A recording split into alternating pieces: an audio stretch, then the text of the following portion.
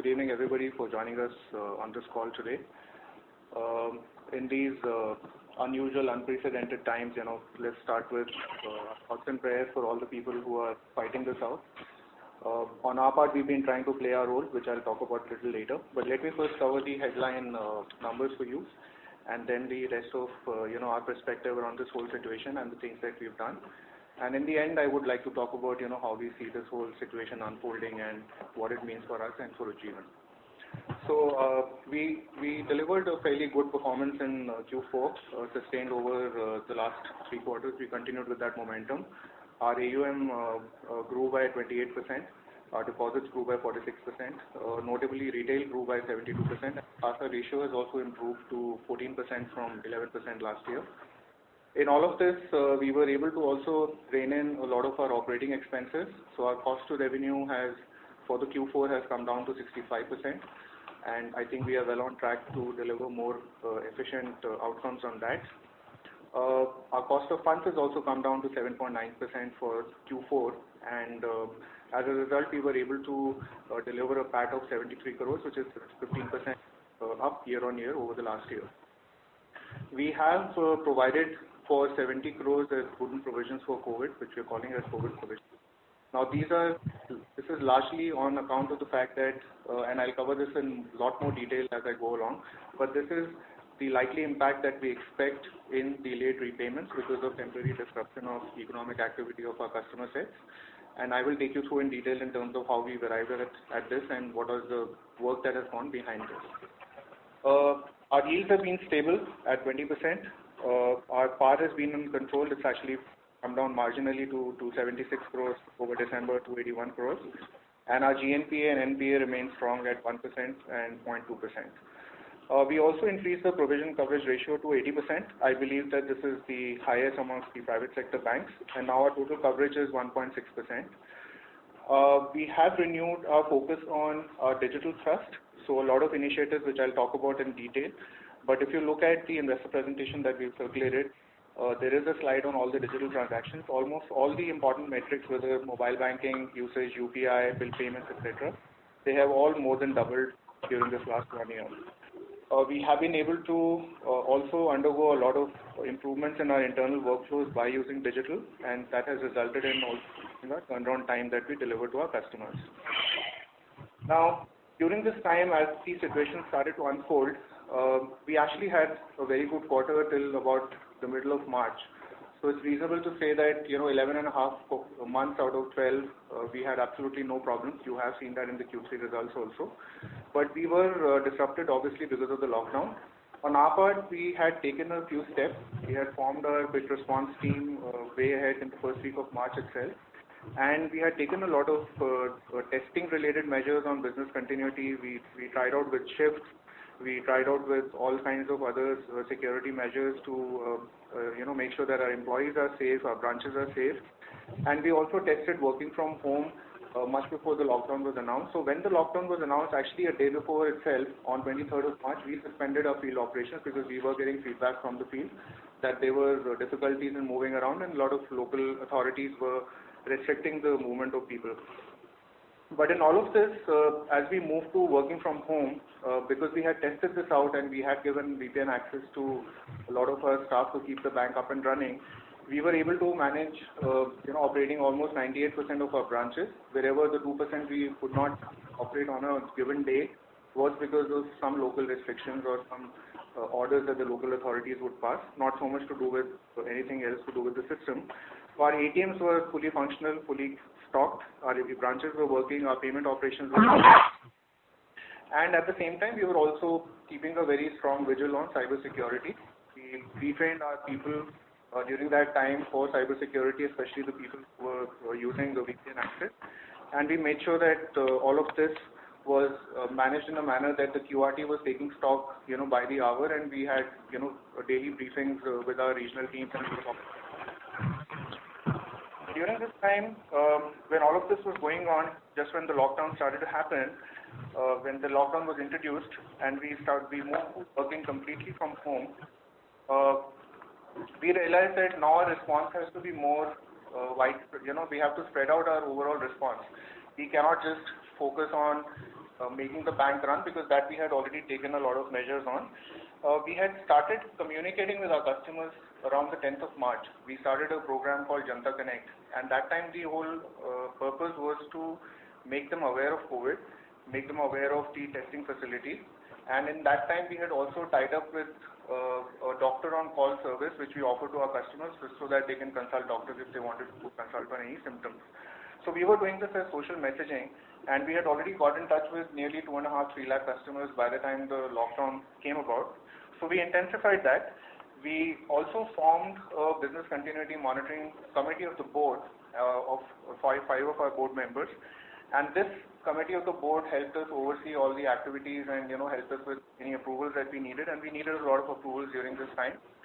So during this time, a combination of the activities that we did under the guidance of the board plus the QRT that we had set up in the bank, we were able to deal with the situation as it continued to unfold.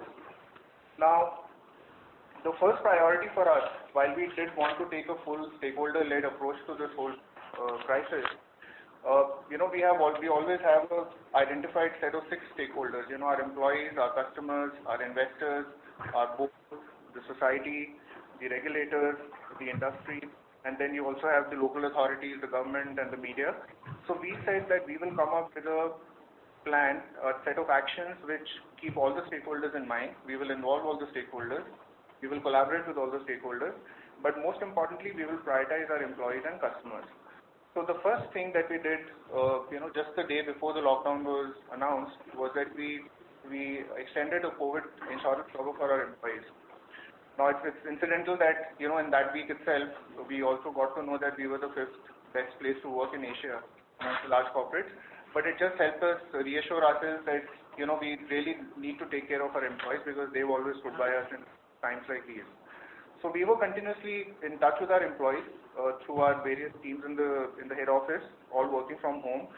We had lots of calls. We were finding out what was going on. We were helping them with decisions, but we also empowered our teams to take decisions on the ground.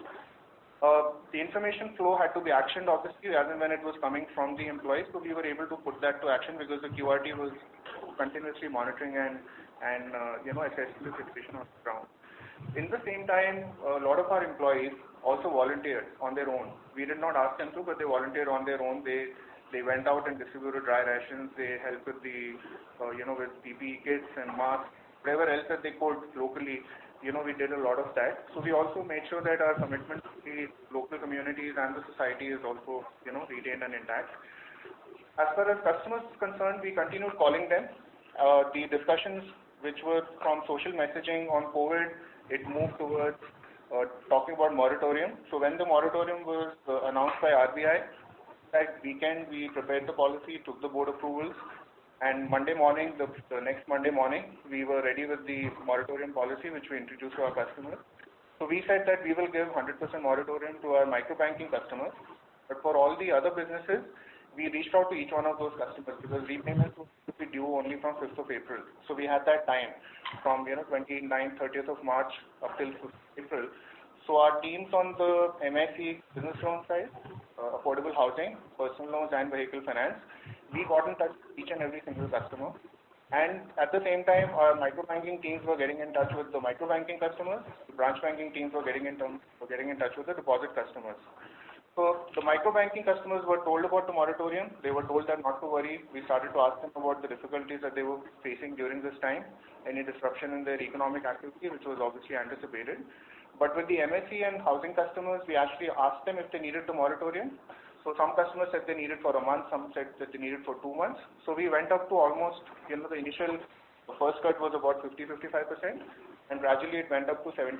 Today we have offered moratorium for 70% of our customers.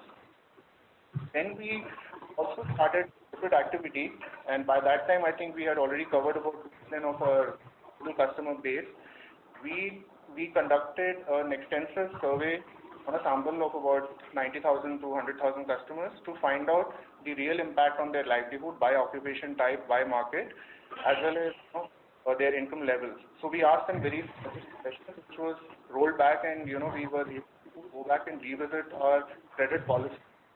Now in this time, during the lockdown, what we also did was that we created very high-powered focus groups, cross-functional focus groups of our senior leadership, which were talking to all the regional employees, and they were assigned very specific tasks. Like one team was given the task of making sure that the customer experiences.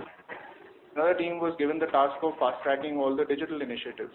Another team was given the task of making sure that the deposit accretion, continues the way we expect it to. And this time, all this time, we did not have any problems with our deposit accretion. It just continued the same way as usual.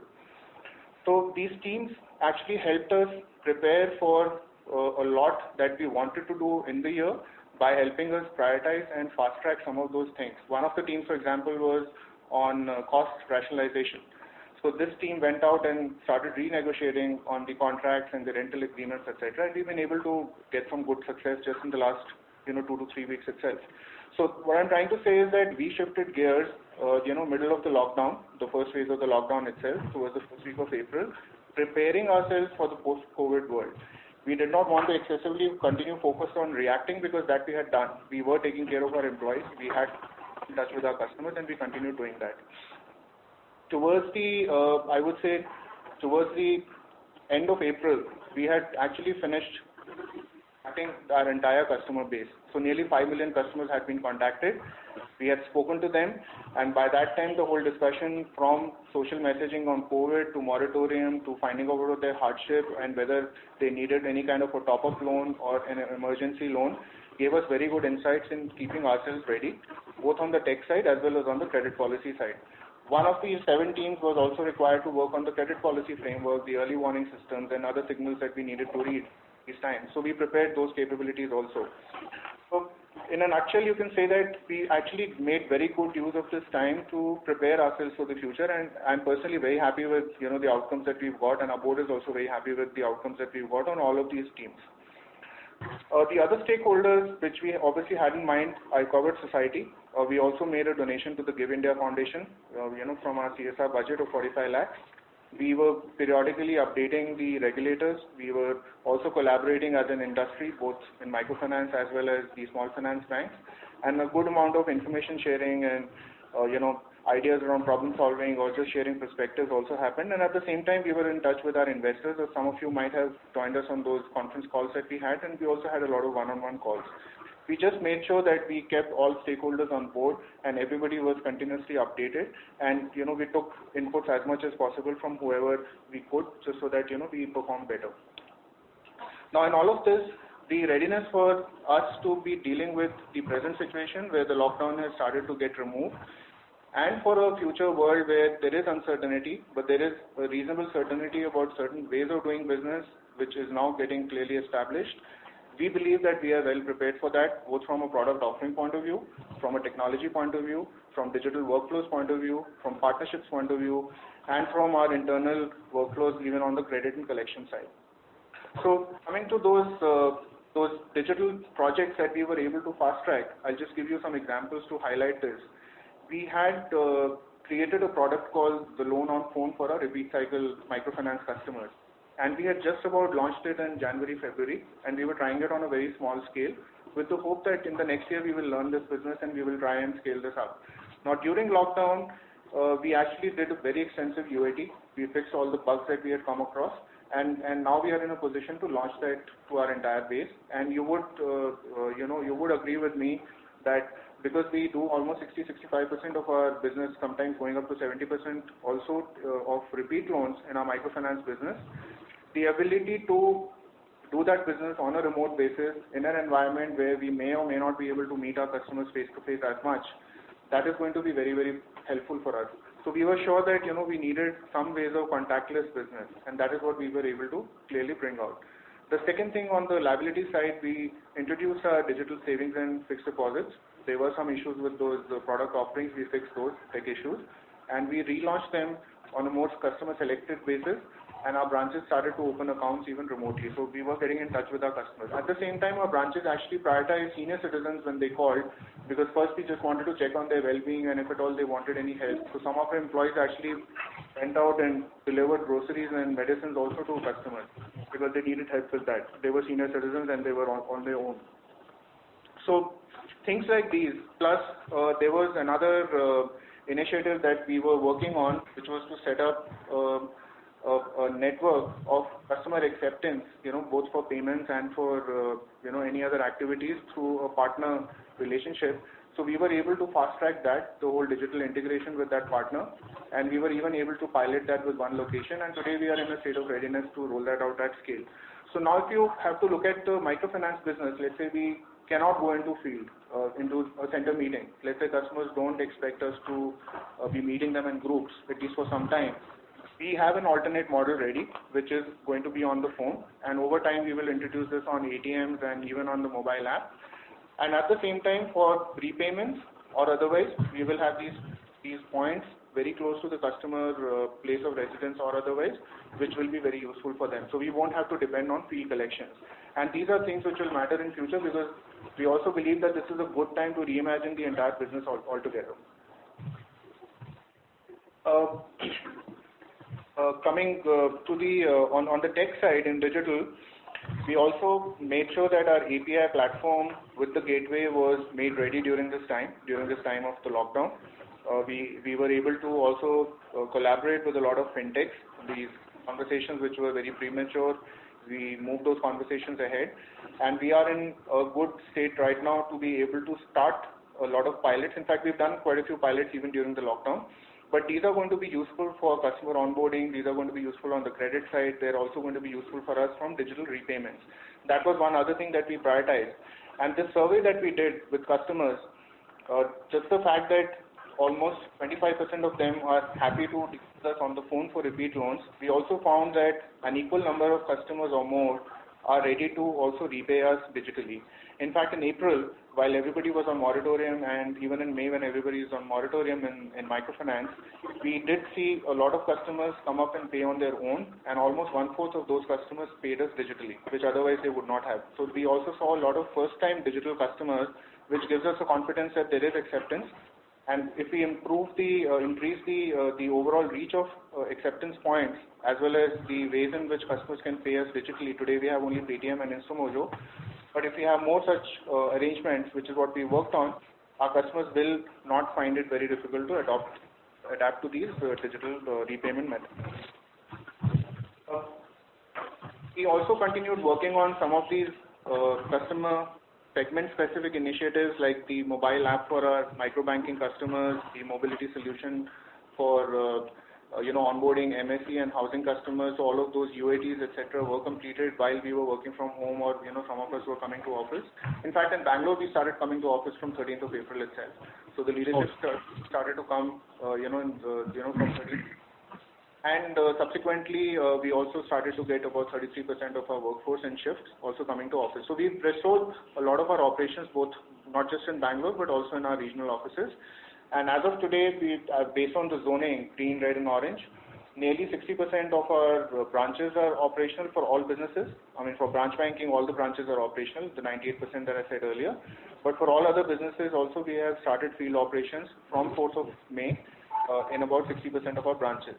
Now, when we are doing these field operations that we've restored, we are finding customers who are paying us on their own. So just till today, for example, we have collected nearly 80 crores from these customers who are paying on their own. So they never needed the moratorium, which is what they told us also when we were talking to them.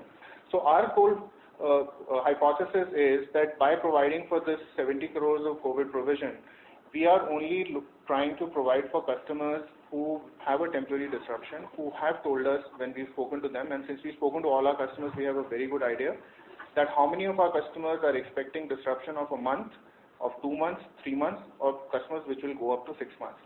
So our analysis is that not more than 4% of our customers will have any severe impact on their livelihood, because this is not a crisis where the livelihoods have been impacted, they've only been disrupted. It hasn't gone away.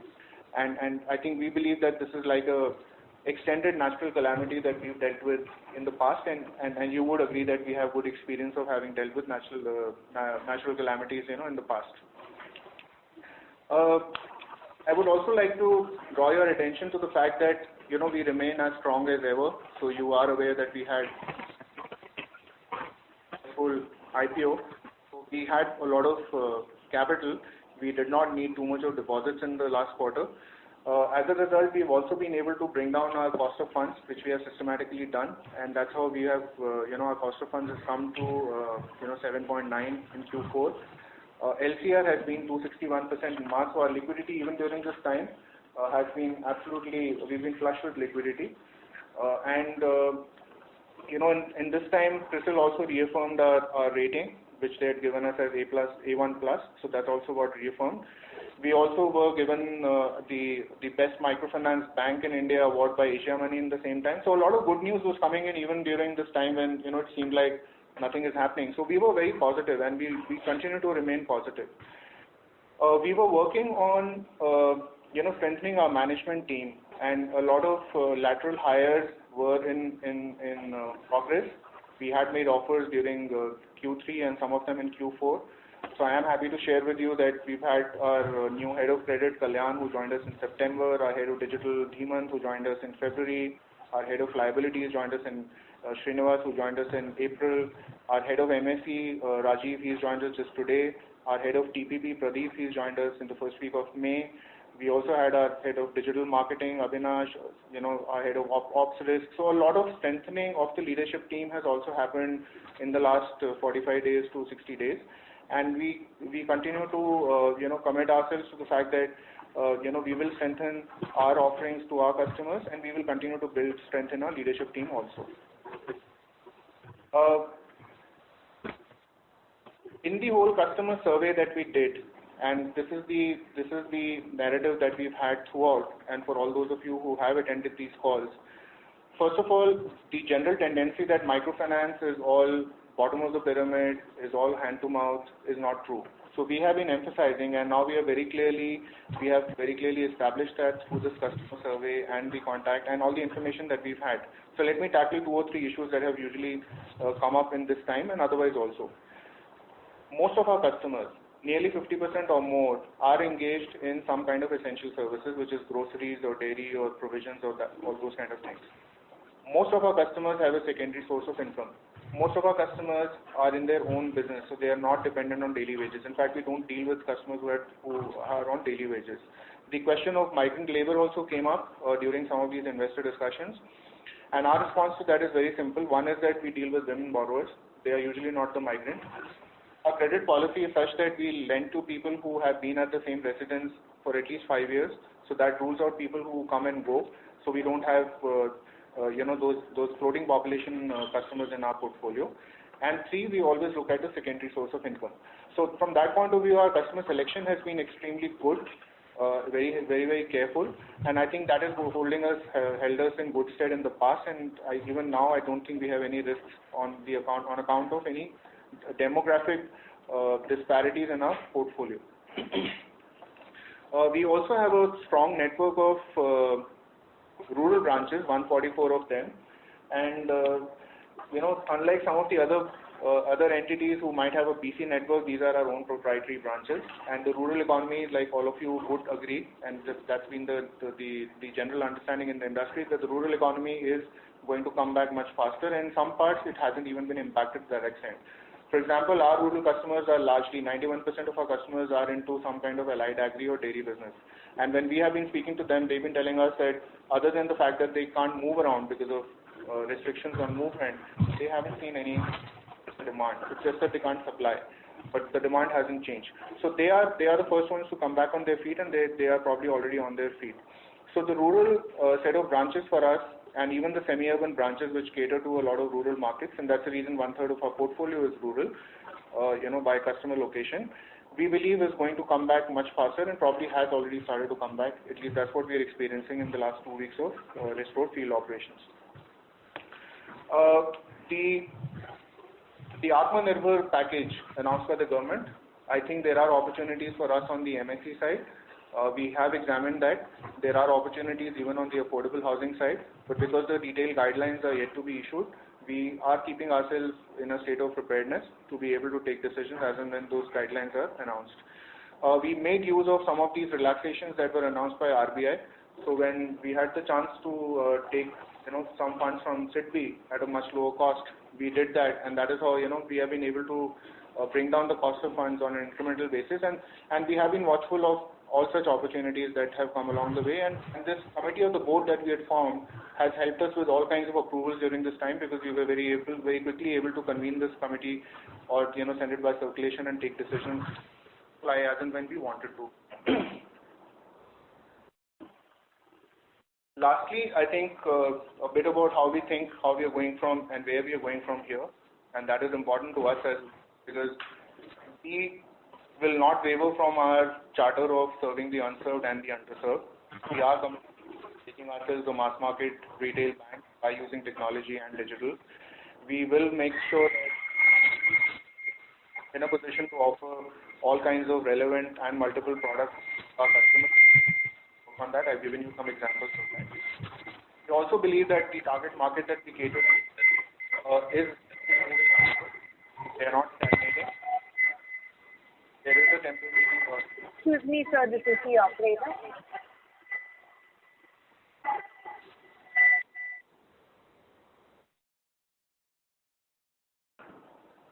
Hello, members of the management. Are we okay now? Can I? Yes, I would request you all to please repeat yourself, at least for those few minutes.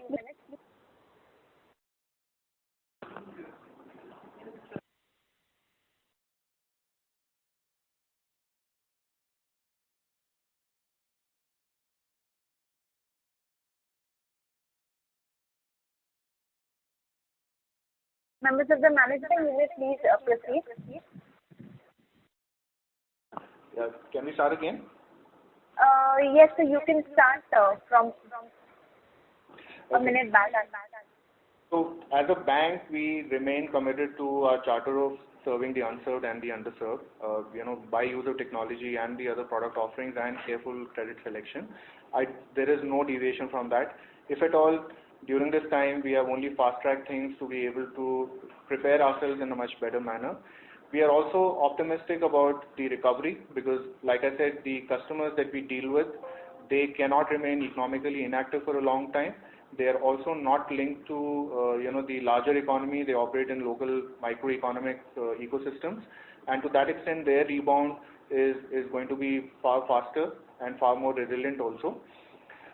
There is going to be demand for credit because there is going to be increased business activity, so we don't see a problem with that. Rural economy, like I said a little while back, we expect that to come back, to the normal levels, pretty soon. Considering, everything else, including expectations of a normal monsoon, etc. So, in this time, we have really strengthened our commitment and our purpose to serve the underserved and the unserved sections. Our employees, our leadership team, we've all come together. We focus on, through these cross-functional teams that I spoke about, to help us prepare and retool ourselves to, run our businesses in a different manner, in a manner that we would adjust to the new circumstances, because we don't know how these new circumstances will unfold, but it is unlikely that they will go back to exactly the same that they were pre-COVID. We have been able to do that. And like in the past, which even going through several of these crises, which you're aware of, we have always come out stronger and more committed. Even this time around, we remain optimistic with some measured caution, but we are hopeful of a gradual revival and a sustained growth of the economy. I'll stop here and ask you to open this up for questions. Sure, thank you very much. Ladies and gentlemen, we will now begin the question answer session. Anyone who wishes to ask a question may press star and 1 on their touchtone telephone. If you wish to remove yourself from the question queue, you may press star and 2. Participants are requested to use handset while asking a question. Ladies and gentlemen, we will wait for a moment while the question queue assembles.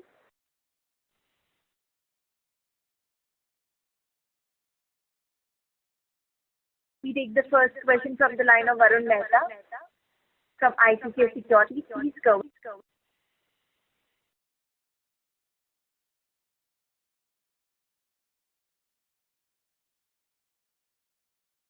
Mr. Varun Mehta from ICICI Securities, you may please go ahead with your question, sir.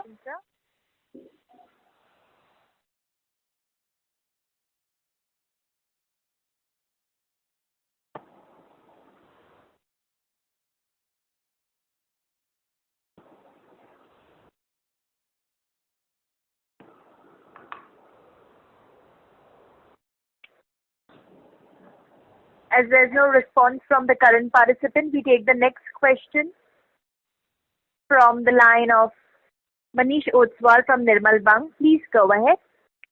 Yes, sir. Thank you for the opportunity. My question on the operating expenses outlook in FY21, because our business will be slightly on a slower side. So how much we can save on the operating expenses side compared to FY20 and overall operating expenses to average asset ratio? See, I don't know how much we'll be able to save, but I can only tell you that we are not leaving any single line, and we are going line by line. And these empowered teams that we've created have been able to bring out a lot of efficiencies, not just in the obvious ones like rentals and contracts, but even in some minor things like credit bureau, for example, or any other expenses that we would have on security, housekeeping, stationery, postage, whatever else. The other large expense for us is our people cost. Our headcount has remained the same since December. In December, we had reported about 17,800.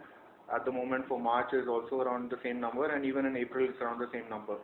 We don't believe that we would need to add to the employee expenses. So all I can tell you, Manish, is that we are trying everything possible wherever we have the chance to reduce the expense and improve the efficiency, either as a combination of negotiation or by using some digital techniques to improve the efficiency. For example, cost of acquisition. We do see an opportunity to reduce the cost of acquisition for some businesses, but to what extent I will not be able to tell you till we test that. But all such things which matter, anything that goes in as a cost item is being looked at, even things like any possible hypothetical revenue leakage.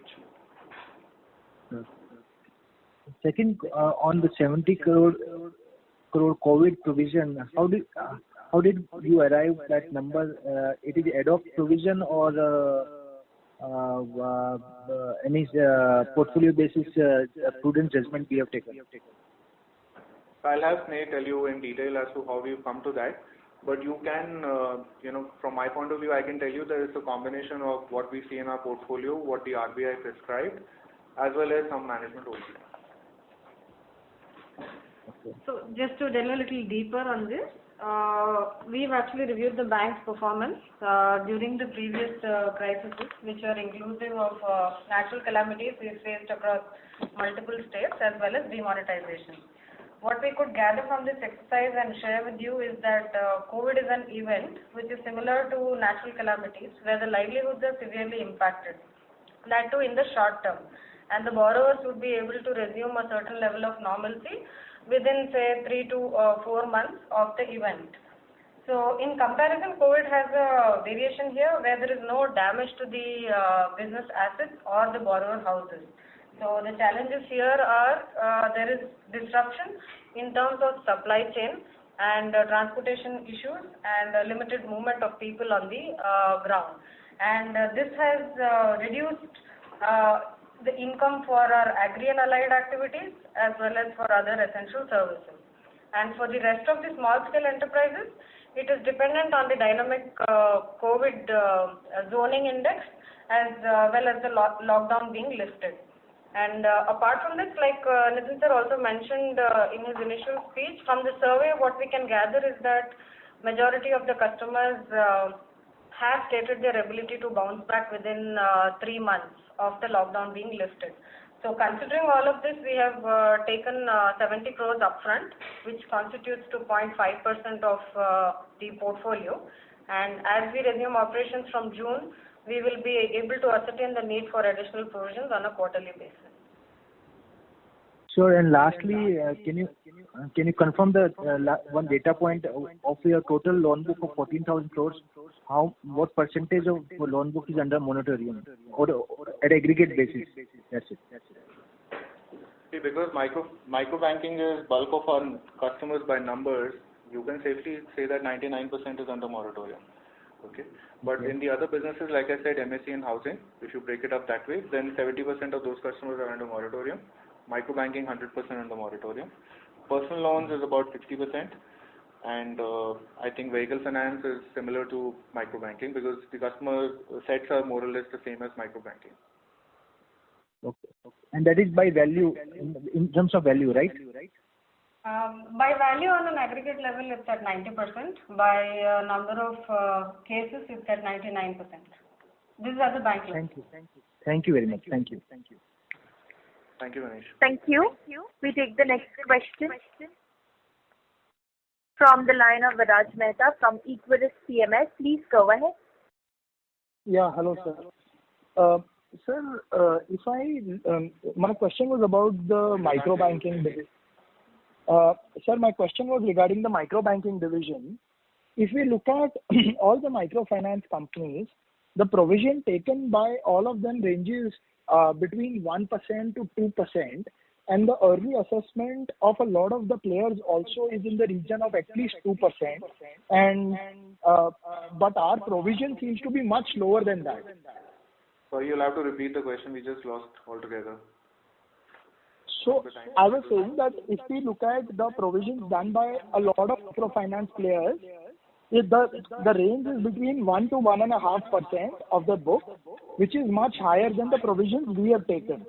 Any specific reason that we have taken such lower provision?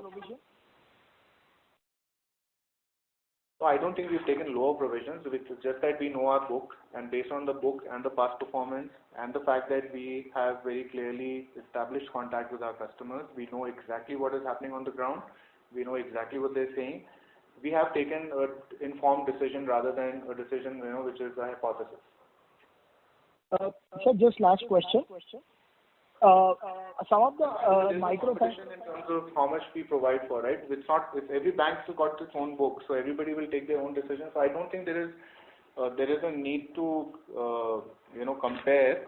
And most importantly, we've done this whole survey with customers to actually find out occupation level, etc. And in any case, our PCR is 80%. So I don't know in what context it would mean that it is lower. Sure, sir. Sir, in terms of reaching the clients, have we been able to reach, as you said, all the clients? I mean, more than 97-98% of all our clients? Is everybody, we are able to locate everyone? Yes, of course. On the phone. I mean, we've not gone and visited. Yes, on the phone. Yes. We have spoken to 5 million customers. Now, 5 million out of the 5.2 million is whatever proportion. So that's why I said. Thank you. Thanks a lot, sir. Thank you. Thank you. We take the next question from the line of Renish Patel from ICICI Securities. Please go ahead. Yeah, hi sir. Thanks a lot, Nitin, for a detailed presentation. Sir, a couple of questions. One is on the 4% of. Mr. Renish Patel, I would request you to please hold on, sir. We will just reconnect the management as there's some echo words from the management line. I would request all participants to please stay online. We will just reconnect the management. Requesting you all to please stay connected. Mr. Renish Patel, you are in the question queue. I would request you to please hold on for a minute. We are just trying to reconnect the management.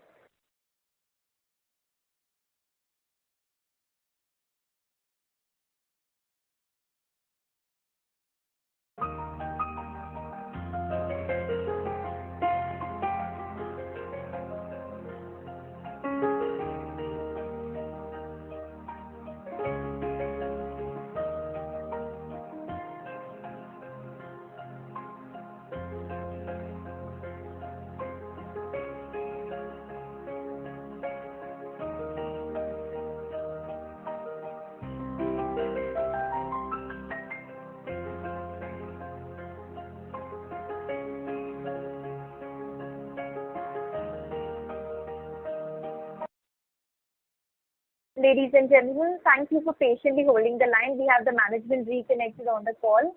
We also have Mr. Renish Patel, who is in the question queue. So you may please go ahead. Yeah, hi.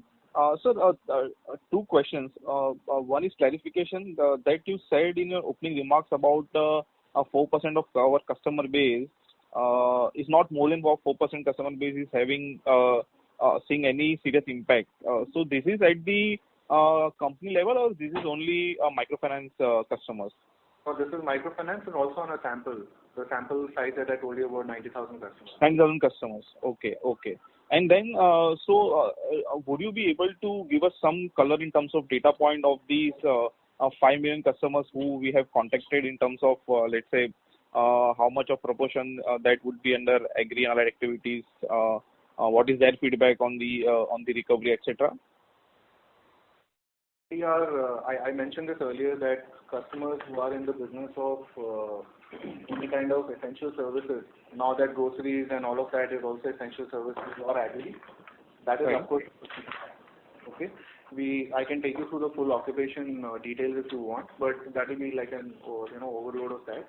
But yeah. The point that I was trying to make earlier was that we don't have customers which constitute our daily wage earners. We don't have customers who are migrant beyond a very small proportion. Okay, so most of our customers are self-employed. They are rooted. They are not moving around, and they are in various different occupations which are mostly self-employed, and within self-employed they are in the businesses of essential services, groceries, etc. Right. Or daily livestock. Right. And in terms of collection, you have said that 25% of the customers have said that they are ready to pay, or maybe some of them has already paid. So can you please clarify those two data points?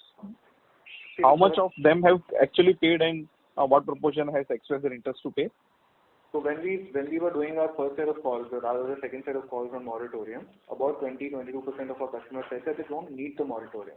Okay, but there was no way of taking consent or otherwise, so we had given an opt-out to all our microbanking customers, which meant that we had given it to all our customers. Okay. Right, but at the same time, in the month of April, we had a very small proportion, but nonetheless, some customers who actually made a trip to our branch, because branches were open, they came and repaid. And the number of customers who repaid us in April, 1/4 of that paid us digitally. In the third set of calling, which we did to also take feedback on occupation level and whether they'd be open to repeat loans on the phone and whether they would be amenable to digital repayment, that is where we got the feedback that 25% of customers are okay to deal with us on a repeat basis on the phone, and an equal number is ready to also pay us digitally. Which means that today, while it's a very small proportion of customers who pay us digitally, less than 2%, we have an opportunity to engage meaningfully and move those customers to digital repayment. To that extent, there are two things we are doing. One is that we are talking to our customers and helping them migrate. And two, we are increasing the overall width of digital payments that we today offer to our customers. Right. And so just to follow up on that, so you have said that we have implemented a lot of digital payment initiatives. So apart from BC, what are the other models we are trying out on the digital payment side, especially for the microfinance customers? See, BC is not digital. BC is just the arrangement, yeah. Touch point which is in close proximity to the customer place of work or residence. Okay? Right. On the digital side, today we have the QR code. We also have UPI, and we have two payment gateways of Paytm and InstaMojo. Okay, we are working with one fintech today, and we have already done a fairly advanced level of piloting with them, where we would be able to give multiple payment gateway options to our customers. Now that will hopefully increase the overall reach of the digital payments, and then it's up to us. We will have to still do the hard work of helping customers move to that. Got it. Okay. Thanks a lot, sir. It gives us a lot of hope that in the coming years we can, on a focused basis, try out this differentiated model of contactless lending through the phone and later through the app and the ATM, and contactless repayment, which gives us a chance to completely reimagine the business. Otherwise, this field operations in the new circumstances, we don't know whether it's going to be exactly the same as pre-COVID. Got it, sir. Yeah, sir. I think a very, very, very valid point, sir. Thank you so much, sir. Thank you. Thank you. We take the next question from the line of Mamtesh Gupta from NewQuest Advisors. Please go ahead. Yeah, hi. Thank you for the opportunity. My quick question is on the deposits. Retail term deposits seems to have declined just marginally compared to December. But the broader question is, how are we witnessing deposit growth or deposit attrition across various segments like CDs, institutional deposits, and retail deposits? And was it driven by increased premature withdrawal as a percentage versus past quarters? Yeah. This question has been coming quite honestly from the time the Yes Bank moratorium happened. Okay. But we did not see any premature withdrawals. We did not see any flight of deposits. On the contrary, we kept seeing the usual accretion of deposits just the same way. So we've had no problems in our deposit accretion. Now to your other point as to the slower growth in deposits in Q4 over Q3, I did say that in my opening remarks that because we had the IPO money also with us, which we had to use for business purpose, we did not need as much deposits also. So not that we went slow on deposits, but we were okay to let go of some, which we could have otherwise got at a higher rate, and we had the chance to reduce the deposit rates in this time. So that's how the cost of funds has been trending lower for us, and we believe that if you have access to low cost funds through all these other things that have come about, in the last few weeks, we will be able to balance our book, the deposit book, in a manner that the cost of funds continues to come down. But the focus on retail deposits continues exactly the same way. Our branches have been in touch with customers. We are acquiring new customers also through the digital means. And as and when we open up on full scale, we will be in a good position to, do exactly what we had planned to do at the beginning of the year. Understood. And just a last question on that is, are the deposits stable as of after March? Absolutely stable, and in spite of we dropped our rates last month, our deposit inflow has been absolutely the same and stable in spite of that. Understood. Thank you. Thank you. We take the next question from the line of Anand Dama from Emkay Global. Please go ahead. Yeah. Before that, I would like to remind participants, please limit your questions to two participants. You may come back in the question queue if you have a follow-up. Over to you, Mr. Dama. Yeah. So can you please provide the breakup of SA and CA deposits in this quarter? Yes, we can. So our total CASA was 1437 crores, of which 1459 crores, sorry, and current is 229, savings is 1230.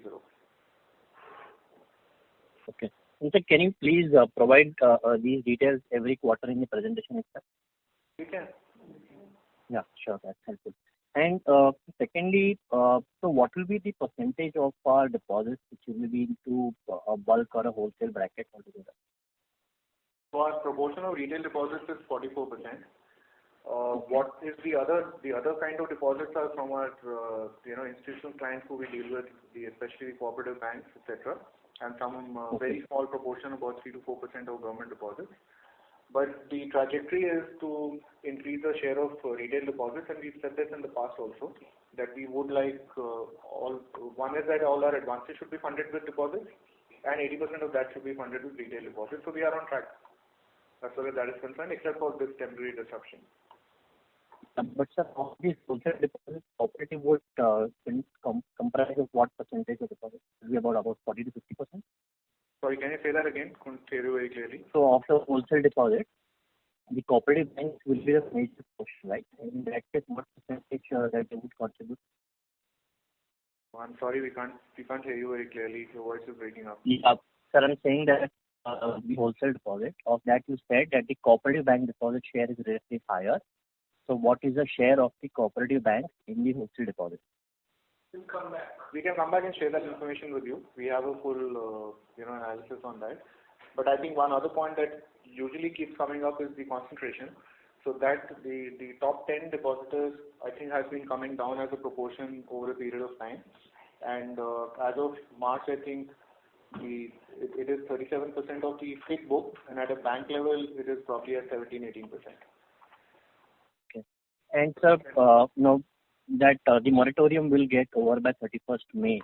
So any request from customers, be it microfinance or non-microfinance customers, in terms of moratorium extension, and what is your view on the new SME scheme which was launched in the economic package? So I mentioned that a little earlier that all the schemes that have been announced, they are very meaningful for us in MSE as well as housing. We have analyzed that in detail, but we do want to wait for the detailed guidelines to be able to actually respond. Sorry, what was your first question? So in case of microfinance, do you believe that there could be a moratorium extension that would come through? See, we don't think there is a need to do that because the lockdown is gradually being lifted, if you know, and for the new rules of the lockdown 4.0, it's only restricted to the containment zones. We are hoping that there would be gradual reopening, which is what we're seeing in the last 2 weeks of our field operations also, and in our customer conversation. So if that happens, most customers are already going back to their some levels of restored economic activity. So in our view, it may not be necessary at all. Okay. But so then you're not able to hold a central meeting yet, right? So that is the reason why I said that there has to be new ways of interacting with customers on a contactless basis. Now, center meetings may not happen, but even in the past, when this whole situation had started to play out from February onwards, we had to doorstep collections. Okay. Sir, is it possible that we can do door-to-door collection for all the customers? Is it possible? No, it's not possible. That's why I was about to say that it does put some overload on us, but we have to manage that whole situation carefully, or maybe smaller groups. Whichever way it works, and we have to be flexible enough to take those calls, and that is what we have prepared our teams in the regions, in our branches to take those calls, because we can't be sitting here and telling them that don't go to a center meeting. Go to a center meeting where there are only half the number of people. We won't be able to do that sitting here. So we have a set of guidelines. There are a set of do's and don'ts that we had prepared, in the last week of April, because we were expecting some restrictions to go off in the third version of the lockdown. And that is how we've been able to restore field operations in 60% of our branches from 4th of May. With these guidelines. So in that case, what is the ultimate loss that we believe will actually come through in the microfinance portfolio? We have made about 50 basis point provision on the entire portfolio. But particularly into microfinance, can we expect at least 3 to 4% loss ratio? I wish I had the Divyadrishti to tell you that, but I think we have to wait and see how the situation evolves from what we know right now and our past experience and what, like the way Sneh explained, we have taken a lot of prudent cover on the book. Okay, we are optimistic because we have been in touch with our customers in terms of revival and going back to normalcy. We are hopeful of that. The only worry is that this whole this goes unchecked and spreads very, very rapidly in across the country, then we have a different issue staring at us. But the important thing is to be prepared to take all kinds of actions, which is what we've done, and look at alternate ways of interacting with customers and running our businesses, which is what we've done. But very hard to say how it's going to be and what it's going to be. Sure. And sir, I think you talked about the management changes which have happened in the bank. Other than you as well. So can you just briefly touch upon those changes, where from these people have come, and what is the strategy going forward? And do you feel there are some gaps still there in the bank where you need to fill the position? So, like I said, we have strengthened. I don't want to go into details of where they come from. It's part of the investor presentation deck. Their entire profile of the leadership team. But I think it should suffice to tell you that we have strengthened by bringing in lateral hires. People who have the experience and the specialization in those lines of businesses. But more than bringing in people, just laterally, because Ujjivan has always been able to attract a lot of good talent, and we continue to do that. So we've been able to strengthen our team by bringing in roles where our strategic emphasis is. So it kind of reflects our strategic priorities also. I mean, we have hired our head of digital banking because digital is a strategic focus area for us. We have brought in a head of liabilities because liabilities is a key focus area for us. Okay? Yeah, right. For that matter, all the other things that we've done.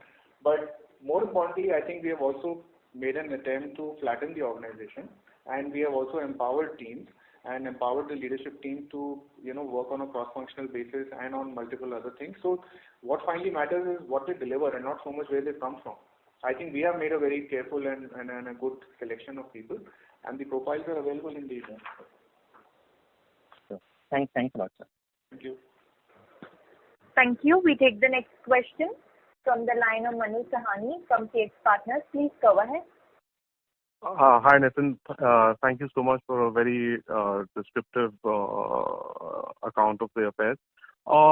It's great that you guys have reached out to 5 million customers. Just want to understand that given that you guys have spoken to 5 million customers, would you guys have some sort of assessment of what sort of job disruption has happened in that customer base? Of course, we understand that they are dual income families, etc.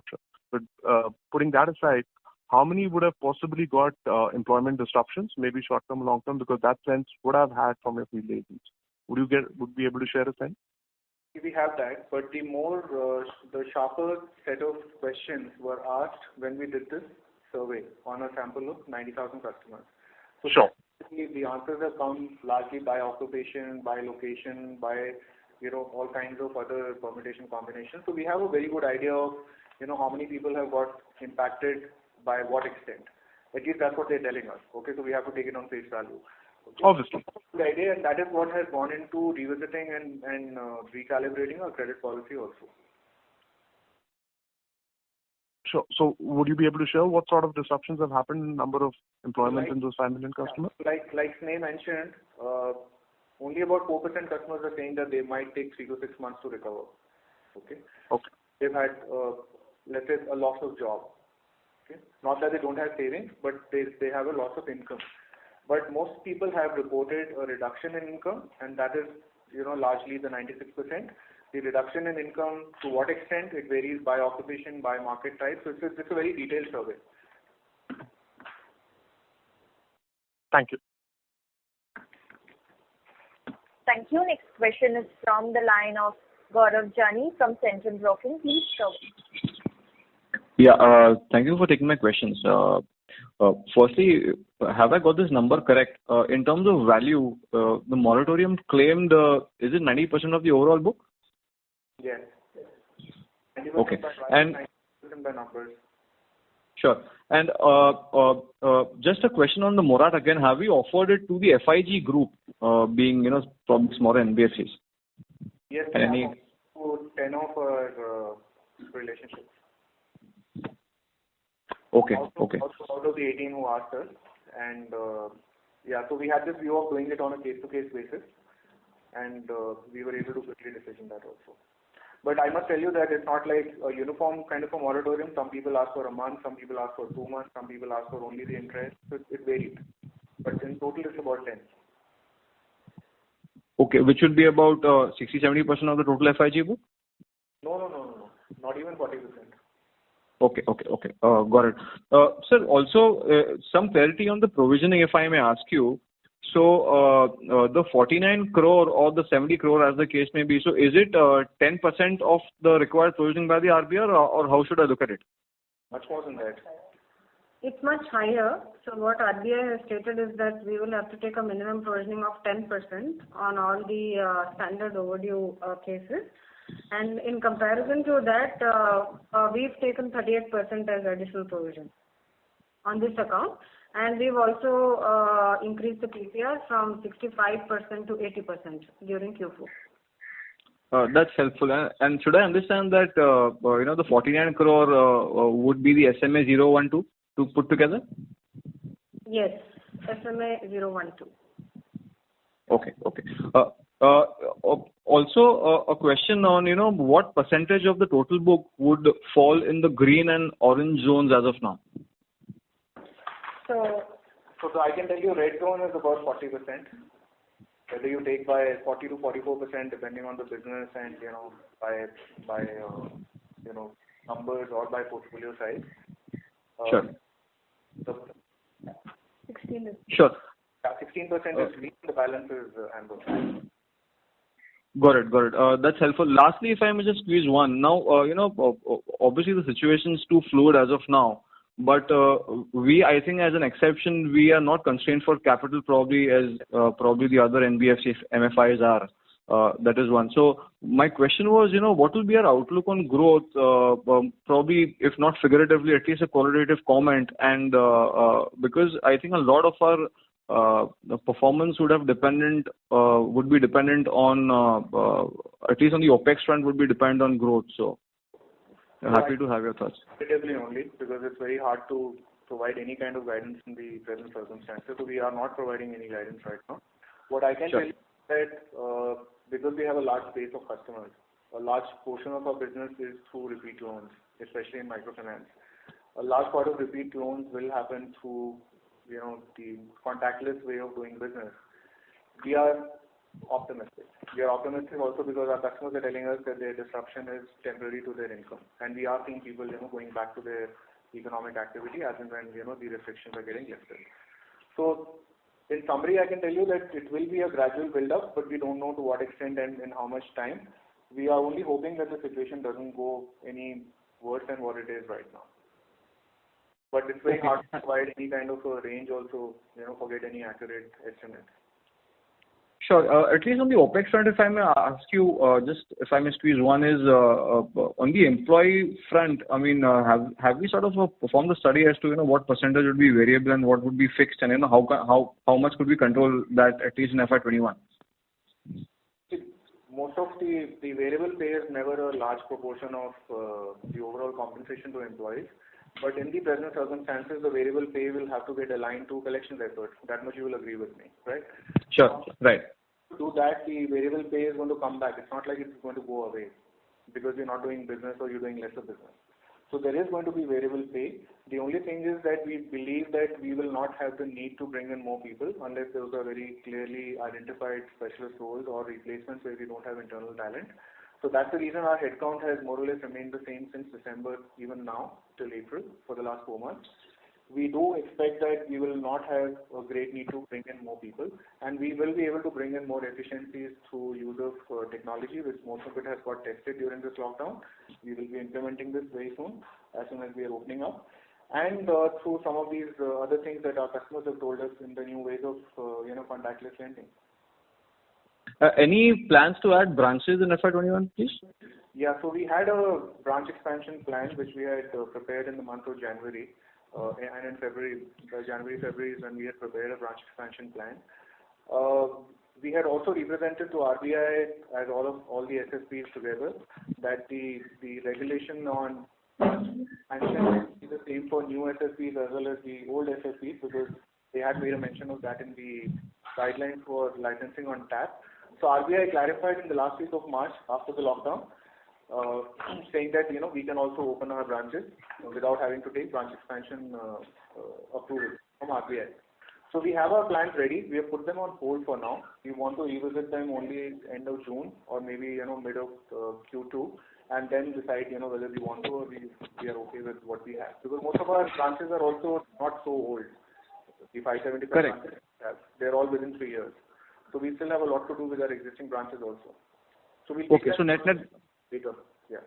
Okay, yeah, so the decision would be probably in June and on the branch addition. One part of the decision has been taken in terms of the location, the ground research, the viability, the business case, law and order, whatever else that we need to do, because at press time is actually quite a lot. It takes us 3 to 4 months to decide on a location and then choose between different locations. So all that has been done, and we are sitting ready with the locations where we would like to open branches. The decision to open the branch or not, or all these branches, we will try and revisit that decision towards the end of this quarter or latest by middle of next quarter. Thank you so much. That's helpful. Thank you very much. I'm done. Thank you. We take the next question from the line of Arya Sangoy from VT Capital. Please go ahead. Yeah, hello sir. Thank you for taking my question. So I just had one question. It will be a slightly modified version of an already asked question. So I wanted to know that you all said that all the customers that you have surveyed, they are saying that within 3 months they'll be able to pay, and you are pretty confident of your book. So I just wanted to can you share some detail on the type of, or figuratively or qualitatively the type of collections you expect in June? And how much percentage of, since you have a large proportion of people as self-employed, so how much percentage of the book people might need top-up loans to come out of this crisis, if any? So when we spoke to our customers during this whole lockdown period, we did clearly establish that there is going to be need for top-up loans or any kind of emergency loans after they come back. So that is kept ready to offer these to our customers. Now, as far as collections are concerned, we are seeing very healthy, repayments even in this present month, even though everybody has been offered the moratorium, which gives us the hope that this will only improve in the month of June, but hard to say that, to what extent and what proportion. We only know at the moment, based on our conversations with customers, that only 4% have said that, they can be likely impacted. They haven't said that they are definitely impacted and they will not be able to pay us. They haven't said that. Okay. There is one other way that we looked at this. So we are open accounts for all our customers, as our micro banking customers, and we were encouraging them to use these accounts for emergency, cash, and deposit the emergency cash that they normally keep at home and dip into that, whenever they require. So we were hoping that people will actually start withdrawing money from these accounts. we haven't seen that happen to any great extent, which would seem like that people are dipping into their savings also. So that makes us believe that it's a temporary disruption. It's not like people are hand to mouth and they really want to, they are waiting for either credit or for some, going into their savings. So we are hopeful that collections will get restored, but we still have to wait and watch till we are completely back on the field. So just a follow-up on that question. So do you expect, like, if the situations worsen, do you expect this moratorium thing is affecting the credit culture of people and some kind of restructuring of loans would be required going forward? The credit culture is not affected by moratorium or any such repayment holiday. We have done that in the times of natural calamity. We haven't seen any adverse change in behavior.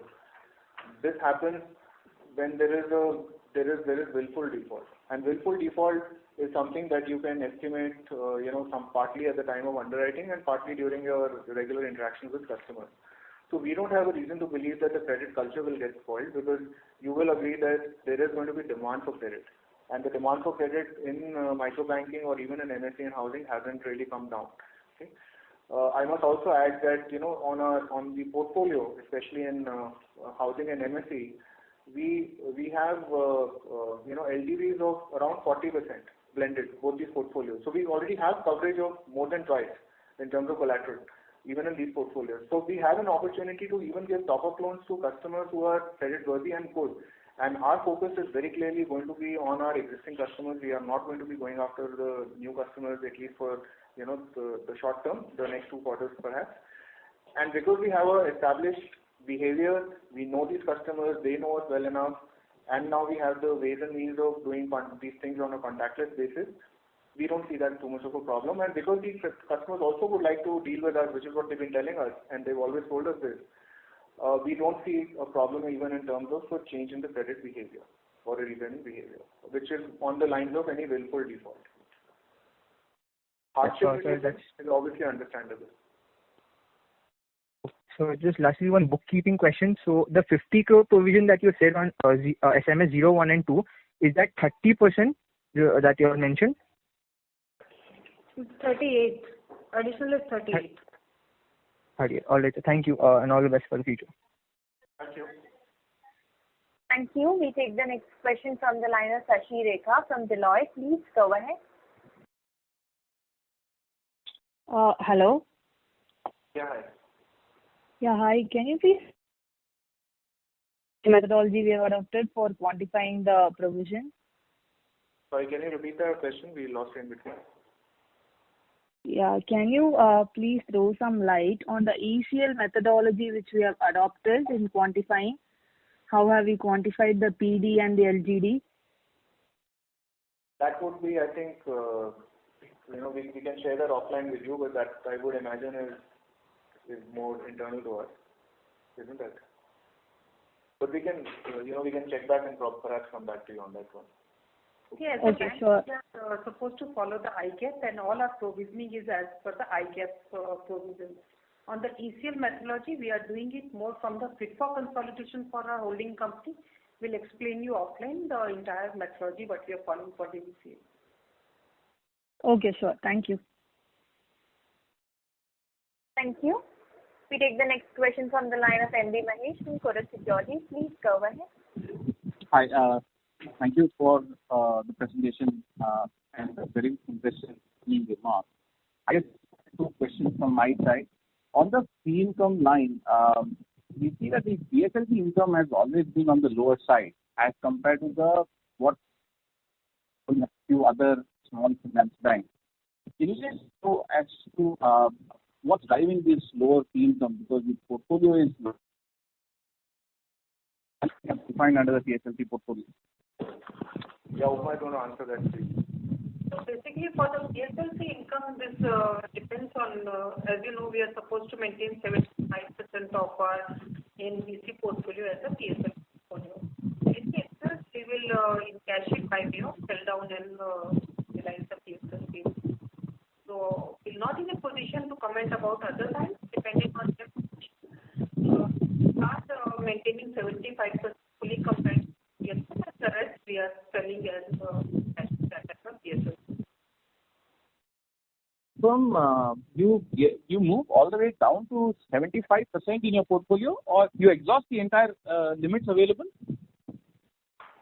So we generally keep a buffer because the 75% need to be maintained throughout the year. We maintain the buffer and then we will decide on selling down on the PSLC portfolio. And normally we would do that in the first quarter of the year, but right now the yields are not so attractive, so we've taken a call to revisit that. Perfect. And one last question. This drop in corporate deposits that you reported from 14% to 9% and 17% from a quarter earlier, how should one read into it?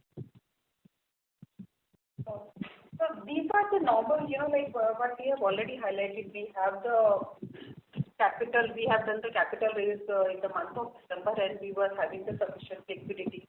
So the corporate deposits, if they are actually getting mature, it's it's a normal maturity process which has happened. Yes, just wanted to check that. Thanks a lot. Very good. Thank you. We take the next question from the line of Rishabh Shah from RS Capital. Please go ahead. Yeah, hi sir. I just wanted to clarify. You mentioned that we have done a survey of 90,000 customers. So as on the date of survey, if you could specify how much of these customers as a percentage were in the red zone? Red zone customers, right? How many of these were there in the red zone? About close to 50% were in the red zone. 50%. Okay. And just strategy question. Just want to understand, since you'll be focusing more on the existing customers. So what will be your strategy in how will you balance, say, a customer maintaining the customer trust or versus getting your money back? So that balance, I think we always maintain. No, it's not anything exceptional this time. Now, you would agree that as and when things open up and the moratorium goes away, there is going to be focus on repayment and on extending credit to good customers. And over time, these things will get evened out and balanced out. But we will have to reprioritize repayments and collections in the next 2 or 3 months as the moratorium goes away, and then customers would be ready to repay us at that point in time. But the repeat business even today we are doing. It's not like we are not doing any disbursements right now. So when we are going in the field and there are customers who are eligible and we are willing to give them an additional loan, we are doing that even today. So it's not like we said that no loans will you give us our money back. So the selection of customers on the existing portfolio gives us a lot of confidence that we know who we are dealing with, and these customers are well known to us. Okay, thank you. On all of these customers. Yeah, thank you. That's helpful. We take the next question from the line of Sonia Lalwani from Purnartha Investment. Please go ahead.